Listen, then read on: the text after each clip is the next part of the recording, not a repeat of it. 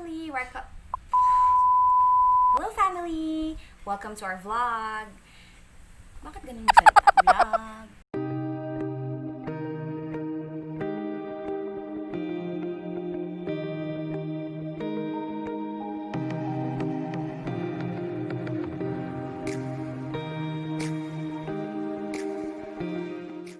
Welcome to our vlog.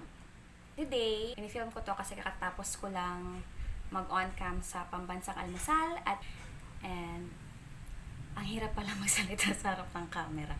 Okay, so I'm filming this vlog because I'm going to talk about, ano ba yan, ang hirap. Okay.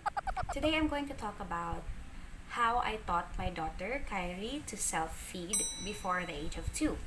Sorry kung magbabasa ako kasi alam nyo na, CS. My daughter Kairi has been self-feeding since she turned a little over a year old, and some of my friends and family were amazed to see how independent she was during mealtime and asked me how I trained her to eat by herself. So I decided to make this video about it. I can also look back on something, so that I can also look back on her journey to self-feeding. And these clips kasi were initially filmed when during the times that we are alone together in the house, because Daddy Borge is away working the whole day. Ayan. So usually kami lang dalawa before sa bahay, and I filmed our meal times, and of course the other moments that I don't want her, or I didn't want her Daddy Borge to miss. So these videos I sent to our family, and I didn't know that one day they would come in handy, and this is in the form of our vlog. Yeah, so if you want to see Kairi's journey, please keep on watching. I'm sure a lot of moms have done this or have their own way of training their kids on how to feed themselves, but these are the things that we did that worked for Kairi. For Kairi. Bakit ganun ka magsalita ang arte mo? So, what I did, just like most millennial moms do, is I turned to social media and the internet. Of course, it's the digital age of information, so everything can be found online. I'm very thankful for the mommy groups that helped me find answers. There are a lot of them on Facebook. So sa mga breastfeeding Pinay, hello! Member po tayo dyan. And they also have a lot of tips that they can give you on how to feed your kids, what to feed your babies, diba, yung mga do's and don'ts. Of course, these are only guides because there is no sure template on how to be a parent or how to be a mom. So, of course, you just have to find things that work for you. And sabi nga nila, may maternal instinct naman. So, depende sa'yo what works for your kid and what you feel would be the best for you and your child. Some moms have done baby-led weaning, and they allow their kids to feed themselves by touching the food, feeling the texture, mga ganyan. I've also done that. I've tried that. Turned 6 months. But of course, all of the food just falls off on the floor. Of course, at first, you have to feed your child kasi they still need you at that point, diba? So, so that you can get most of the food in their system by that age. So, I did spoon feeding muna, of course, kay Kairi. I went the traditional route and spoon fed Kairi for her first month that I've introduced her to solids. And I've just prepared mashed vegetables which I mixed with a little of my breast milk to make it easier for her. After a few weeks, then she would already grab the spoon from my hand. So what I did was I gave her her own spoon while continuing to spoon feed her. By this time, she already knows how to shove the spoon in her mouth. Also, we ate in front of the camera, so there are times wherein she can see herself being fed or how she looks like on the camera while eating. And I think this helped her a lot also, because I think she's a visual learner, so she sees herself on the camera na nag-chew, and I also show her how to chew the food. So I think this also helped her a lot. Pero syempre, millennial moms. So iba-iba naman ang mga paraan ng ating mga nanay.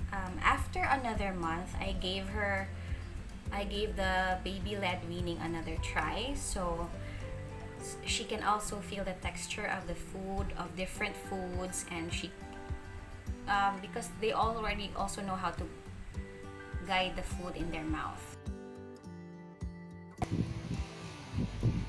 Wow! Slowly lang. One at a time lang.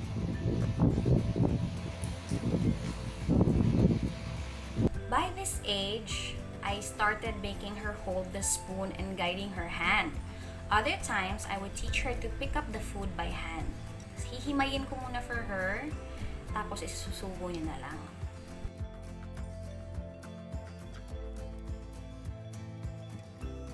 By this month, she already tries to get food on her own using utensils. Pero syempre, I needed to guide her. This time, she also learned how to refuse certain food.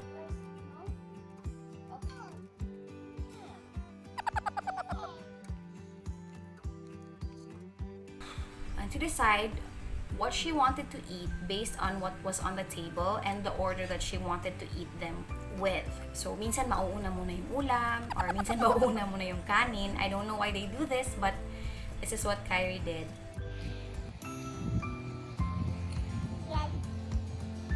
Oh, wow! You like your sayote? Then, by this age, she was already using her own utensils and eating by herself. Yes, it's still messy, but she's already getting most of the food in her system. And this time, sinasabayan ko na siya sa pagkain. So, we eat together, but I still teach her from time to time. Oh?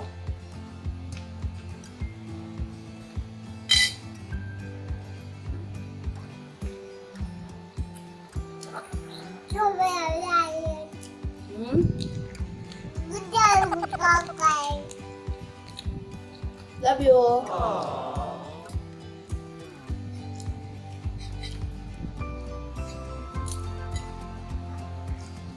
Kain.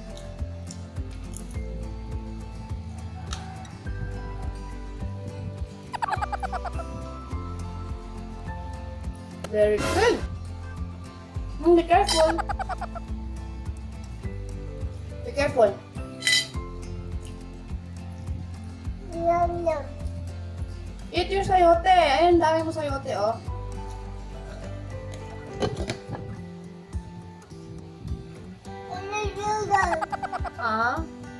You're going to finish your rice na? Oh, yan. Tulungan mo yan. Ganyan.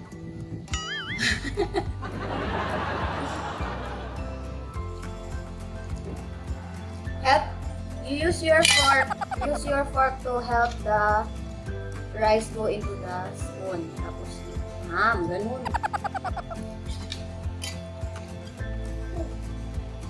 Wow, one hand ka pa.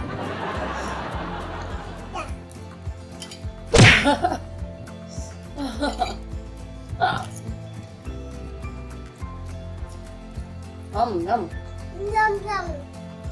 Kain ka ng ulam. Sayote. Ito sayote.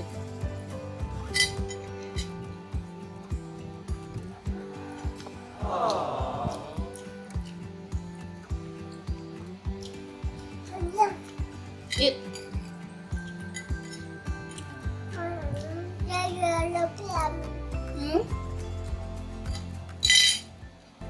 By a year and a few months, she was already able to eat full meals by herself. Beside me, of course. I know they say that there should be no distractions sa pagkain, but na-enjoy niya naman pag nakikita niya yung sarili niya sa camera. And I guess she's also a visual learner. Also, the purpose why I filmed her, parang video diary na rin that I sent to her daddy and our family so that they can also see Kairi's progress and they can see Kairi every day kahit na malalayo kami. Hope you learned a thing or two and enjoyed watching Kairi's journey. Kayo ba? How did you teach your kids to eat by themselves? And ano yung mga paraan na ginawa nyo? And what age did they start eating independently? Share nyo naman. If you have any questions or suggestions on other videos that you want to see in our vlog, please send them in on the comments. And see you on our next video. Bye!